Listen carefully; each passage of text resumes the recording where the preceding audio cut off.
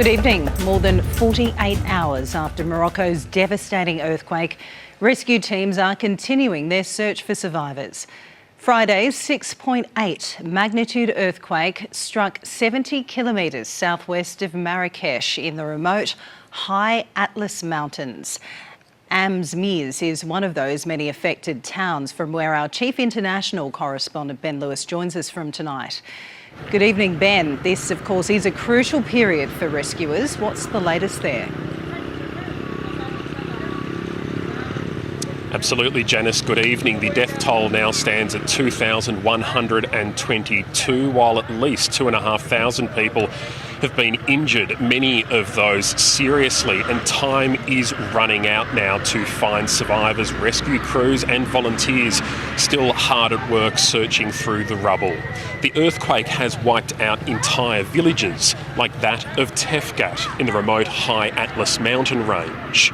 Here in Amzmiz, the Moroccan Red Crescent has set up a field hospital to treat the wounded.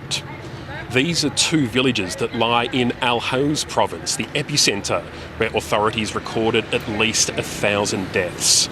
Morocco has not made an international appeal for help yet, but has said it would accept aid from 4 countries: Spain, Qatar, the United Arab Emirates and the United Kingdom.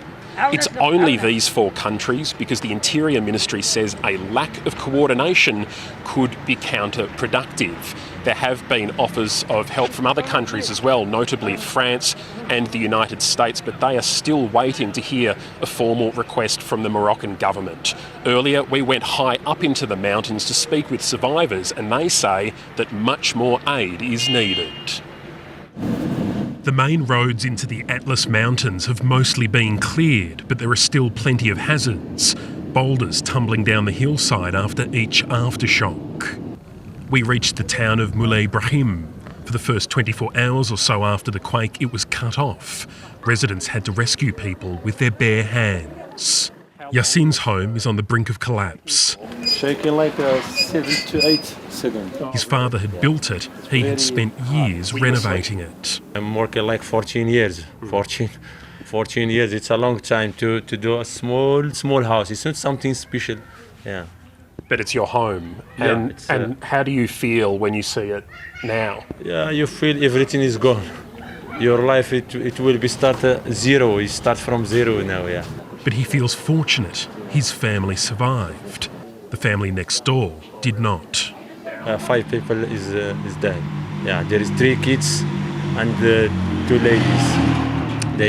We are very sad for them, but for us we say Alhamdulillah because we are safe. Many of the homes here were built on top of sheer cliff faces to take advantage of the spectacular views back down the mountain towards Marrakesh. And a lot of the properties were constructed using traditional techniques. Those are 2 of the reasons why the damage here has been so extensive.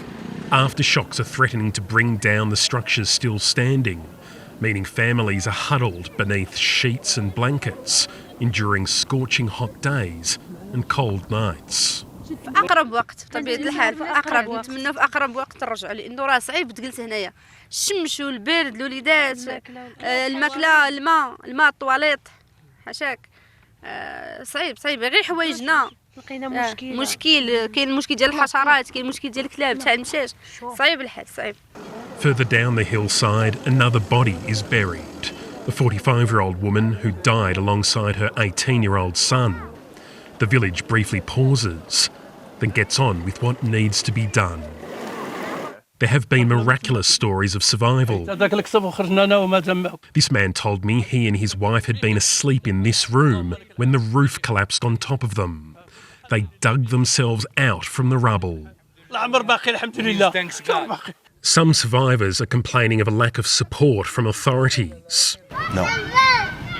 حاليا ما كاين حتى حاجه الساعه بعدا ما كاين حتى حاجه مازال ما شفنا حتى حاجه الان كيقولوا غيجيبوا لنا شي حاجه اليوم داكشي علاش هبطنا من الغابه لهنا كنا دخلنا غير وسط الشجر الفوق دروك جابوا لنا هادشي وقالوا لنا جلسوا فيه حدا القدرون باش الا جات شي حاجه يحسبوكم حنا درنا داكشي اللي قالوا لنا. Proper tents are being set up and food is starting to arrive, but there's simply not enough. شوف احنا راه نظميز مكرفس بزاف كرفسين خبز راه ما كاينش الضوء والماء هذه لا تناقش ما كاينش من النهار الاول فسميتو. Morocco is facing a humanitarian crisis on a scale it has not experienced in decades, and there's little confidence the government has the capacity to cope. In towns and villages at the base of the mountains, like here in Amsmiz, the humanitarian situation is slowly improving. On the way here from Marrakesh this morning, we saw soldiers setting up an enormous tent city on the outskirts of town with food and water and medical facilities for people who need them. But there are still, as you can see, many people who have basically set up for several nights now under makeshift tents using blankets, whatever they can find, to get shelter from the sun. Janice, the real problem is up in the mountains themselves, because it's not only difficult to reach these places, it's almost impossible to get large vehicles there, and that means the provision of aid has been incredibly slow, and there are still villages right at the top of the mountain range that are completely cut off, and authorities have no idea how many people have lost their lives there. It's a devastating picture that you're painting there. That's our chief international correspondent, Ben Lewis, updating us on the deadly Morocco earthquake.